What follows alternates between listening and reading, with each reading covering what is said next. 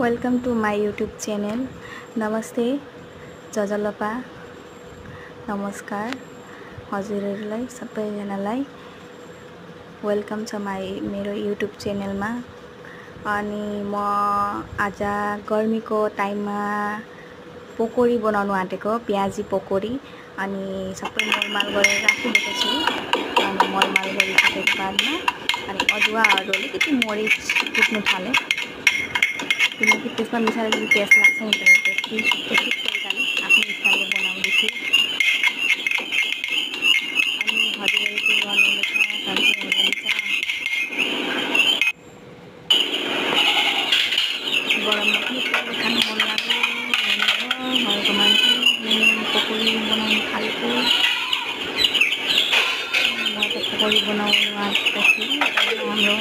मेरो आमा आउनुहुन्छ, के गर्दैछ भनेर, के पकाउँदैछु भनेर सोध्नुहुँदैछ। अनि तपाईहरुकोतिर त कस्तो गर्मी छ? हाम्रो त पुरा गरम, बाहिर निस्किनु सकिँदैन, त्यस्तो साह्रो गरम। 35 डिग्री आज त भोलि कस्तो होला, कस्तो साह्रै गरमले साह्रो गरम।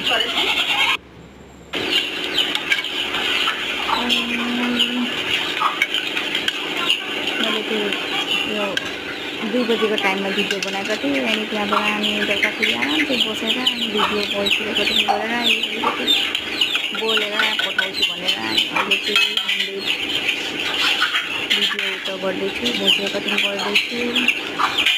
एडिटिङ त म गर्न सक्दिनँ, त्यो आधी भिडियो गर्दै काट्दै बनाएको। अनि मैले यो पालि मिठो हाँस्ने पकोडी खानु मन लागेको थियो नि त, प्याजी पकोडी। त्यहाँको लागि चाहिँ निकालेर भित्र बसिराख्नुपर्छ। छोरा बाउ खेलिरहेको छ भित्र। गरममा पनि छोरा बाहिर जानु सकेको छैन, घरमै बसेर घरमै खेलाए। यता मेरो प्याजी पकोडी रेडी भइसक्यो खानुको लागि।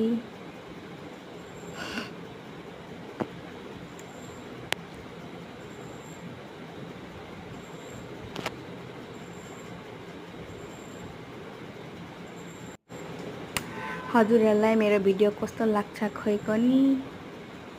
यता मेरो छोरा हस्बेन्ड, उता हस्बेन्ड भिडियो गेममा बिजी, यता छोरा टिभीमा बिजी। अनि मैले यता पकोडी दिएर अनि भित्र लागे। मेरो भिडियो